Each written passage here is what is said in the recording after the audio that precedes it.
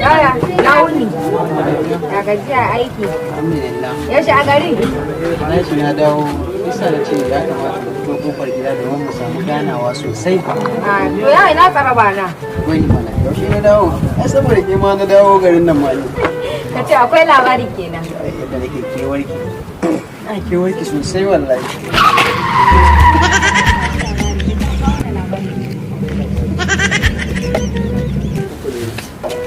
sannu da ba zan yi sallama ba kuma ba gurin ka nan ba baiwa Allah abinda nake so da ke dai na ganki ana ganin ki an gai mutuniyar kirki bai kamata a ce ki tsaya kina kula irin wannan ba ni dan uwanki ne musulmi dole na tsaya na baki shawara wanda za ta fitar da ke hanya mai kyau wannan bawan Allah da kike gani na san ki farin sani kwakwaran sani ne mai farin sani za ki gan shi gashi ya tsaye da gemu suwai kyaran tsaye limamin masallacin juma'a ne ba mutumin kirki bane tsabba mutumin kirki bane gashi wannan yan matan da yau dara sun fi 10 ke ma gashi ya lallafo gurin ki gashi za ki gani fast ko sisi ba da ita yauwa ki tattara wannan bawan Allah ki ajiye ki dawo soyayya da ni dan mata ni mai kuɗi ne na kauye kuɗi ba a jiki suke nunawa ba na fidda kuɗi na kashe miki kuɗaɗe ki ji daɗi ki warwasa yauwa saboda haka wannan ki tattara shi a gefe ki ajiye shi waɗannan 'yan abiyari ma a sha kiɗa ne